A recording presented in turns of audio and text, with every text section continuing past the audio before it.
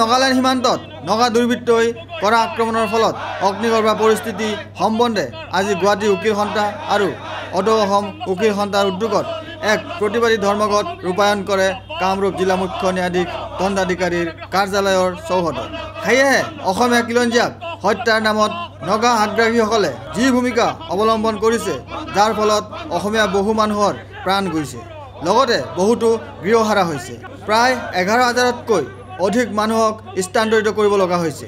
পৰিতাপৰ কথা যে নগা আগ্ৰাসনৰ বিপৰীতে ৰাজ্যৰ নিৰ্বাচিত চৰকাৰখনে যি ভূমিকা ল'ব লাগিছিল, সেই ভূমিকা ল'ব নোৱাৰাৰ বিপৰীতে জনসাধাৰণে নিজেই ভূমিকা লৈছিল। সেই ভূমিকাক দমন কৰিবৰ বাবে অসম চৰকাৰৰ পুলিচ আৰক্ষী বাহিনীয়ে যি বৰ্বৰতা অত্যাচাৰ চলালে, সেই চৰকাৰী পুলিচ বৰ্বৰতাক গুৱাহাটী উকিল সন্থা লগতে অদৌ অসম উকিল সন্থাই গৰিহণা দিয়ে। আজি এই প্ৰতিবাদী ধৰ্মঘট ৰূপায়ণ কৰি অদৌ অসম উকিল সন্থাৰ লগতে গুৱাহাটী উকিল সন্থাৰ অসহযোগত 5 দফীয়া দাবী লৈ অৱস্থান ধৰ্মঘট পালন কৰে। গতিকে গুৱাহাটী উকিল সন্থাৰ সভাপতি বিৰাজ কুমাৰ চৌধুৰীয়ে সাংবাদিকক কয়, অসম নগালেণ্ড সীমান্তত অগ্নিগৰ্ভ পৰিস্থিতি সম্বন্ধে আপোনালোক আমি সকলোৱে অৱগত।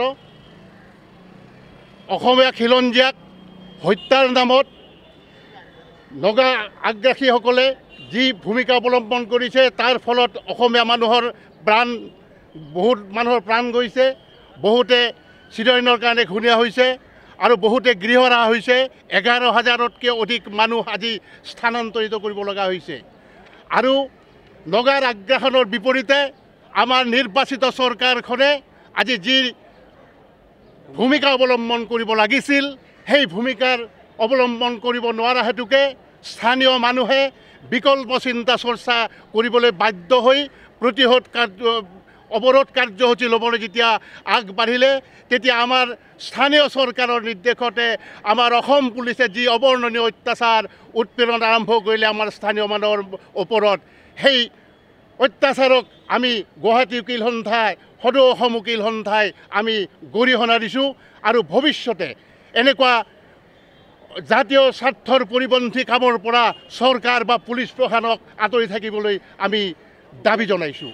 Video' journalist Sushanta Das, Sentinel news, Guwahati.